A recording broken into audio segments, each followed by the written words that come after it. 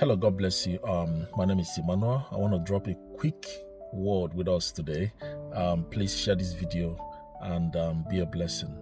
All right, how to know that your marriage is bleeding and under attack. How to know signs that your marriage is bleeding and under attack. 1, you stop praying together as a spouse. When both of you stop praying together, fellowshipping together,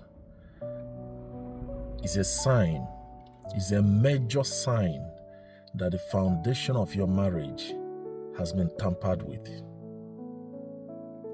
All right? The Bible said, if the foundation be destroyed, what will the righteous do?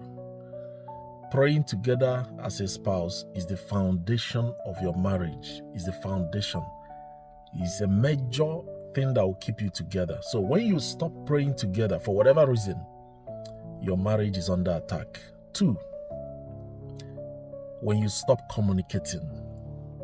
When I say communicating, I mean having a quality conversation. The moment the both of you stop having a quality conversation, not just that you wake up in the morning and you tell each other, oh honey, good morning, my babe. No.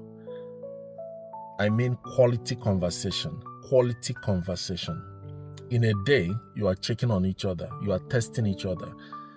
You are finding out where each other, where your spouse is and what they are doing. So the moment you notice that you are no longer communicating the way you used to communicate, something has gone wrong with your marriage. It's a sign that your marriage is under attack. Another sign is you stop sleeping together, or you minimize sleeping together. In fact, some couples go as far as not sleeping in the same bed. All right, so you come to a point. Some couples, some people will say, "Oh, I like to stay in a different room. I don't like sharing." You start sleeping in a different bed. You stop having sex with your spouse. Some couples go from having sex 3 times a week to having sex once a week or once in 2 weeks. Is a sign that your marriage is under attack when you stop sleeping together. The moment you stop sleeping together as a husband and wife, your marriage is under attack. Something has gone wrong. And these things I'm saying, listen, you may still be living together, but you are no longer together. Both of you might still be living together, sharing bills and paying bills together, pretending that it's working because you don't want people to know that it's not working. But if you're seeing these signs in your marriage, it's a sign that your marriage is bleeding. And if care is not taken, the little crack that is on the foundation of the marriage will soon become a serious problem and it will go public. All right? Nobody wakes up a day and say, oh, we are divorcing. No. There's always a crack over time, 2 years, 3 years, a crack, and they are struggling. They don't want to talk about it. They don't want to take responsibility, be accountable, and suddenly it blows up. All right? If you are not sleeping with your spouse, if you guys are no longer having sex, your marriage is bleeding, and very soon, I don't want to tell you what will happen. Because sex is a covenant between husband and wife. Let's not go into the covenant aspect of marriage today. Now, when you stop doing things together, another sign, when you stop doing things together is a sign that your marriage is under attack. You used to do things together, maybe one of you is doing a housework, a domestic work. The other person will say, oh, let me come and help out. You go to the kitchen, you are helping out your wife. Your husband is probably in the garage doing some work. You go there, you are talking with him, having conversation. You go together to do laundry on your day off. And suddenly, you are no longer doing things together. You're no longer playing together, joking together, having fun. Going out on couples dinner is a sign your marriage is under attack. Another one is arguments. The moment you start arguing, constant arguments, constant tensions is a sign your marriage is under attack. Another sign is you will make somebody else more important than your spouse. Some of you have made your parent, maybe your mother or your father, or maybe your son or your daughter, more important than your spouse. It's a sign that your marriage is under attack. It's a sign that your marriage is bleeding. Somebody else has become more important to you than your spouse.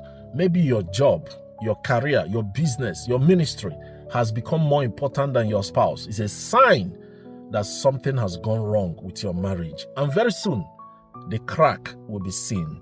Another sign that your marriage is under attack is that you start keeping secrets from each other. You start hiding your money. You start hearing, you start telling your spouse, it's my money. I work for it. I can do whatever I want to do with it. It's my money, my car, my wallet, my this, my that. Don't touch my phone. My. The only thing that comes out from your mouth is my, me, my, I, me. It's all about you. You no longer think about the other person. The Bible says two cannot work together except they be agreed. The Bible says that two of you shall become one flesh. So when you start using that word, my money, don't touch my money, don't ask me what I do with my money, you start hiding your money. You start hiding your movement. You start hiding your phone. I can tell you that something has gone wrong with your marriage. You are probably talking with somebody else. When you start hiding your phone from your spouse, there's somebody you are talking with, and very soon, what is hidden will be seen. Another sign that your marriage is bleeding and under attack is that you stop making sacrifices for one another. You won't see a need to make a sacrifice. You won't see a need to go the extra mile for your spouse. All right? You are just casual. You are just there. Just there. You just cook for him, let him eat, like the man, let me just pay the bills. So I won't hear any, I don't want anybody shouting at me, So you are just doing your basic duties. You are not making sacrifices. You are not making the extra effort to help out when your spouse needs help. Finally, you will not care about consequences for your action. You don't just care, you don't care about the consequences. Some of you have come to a point that you are like, if this marriage would break up, let it break up. I don't care. When you come to that point where you are saying in your mind, you may not open your mouth to say it, but you are in your mind, you are thinking it. After all, I have tried. If it's gonna end in a divorce court, let it end. I don't care. When you come to a point where you are thinking or saying to yourself, I don't care. If it doesn't work, I don't care. I've tried.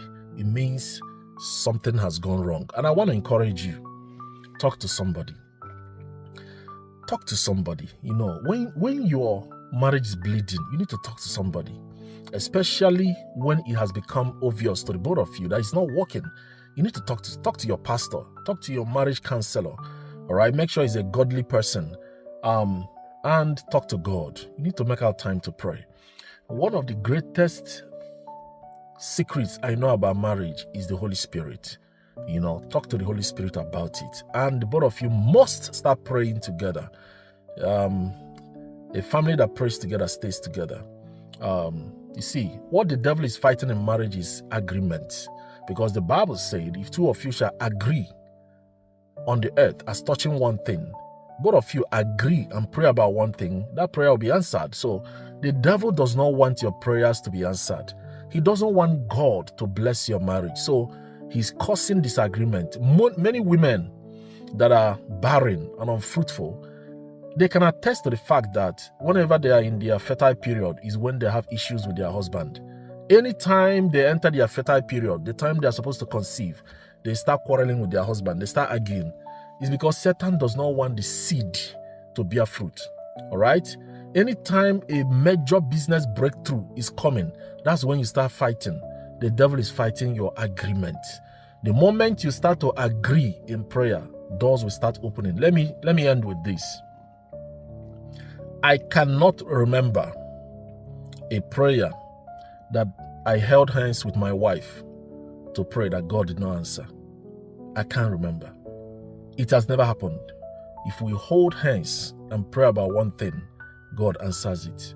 And I can tell you that what the devil is fighting is that agreement. He doesn't want the both of you to agree, because he knows that when the both of you agree and pray, God will answer. Make it work. Humble yourself and make it work. For the sake of your children, for the sake of the kingdom, and for your own sake, for your peace of mind, for your mental health. I don't even know how people stay in a bad marriage.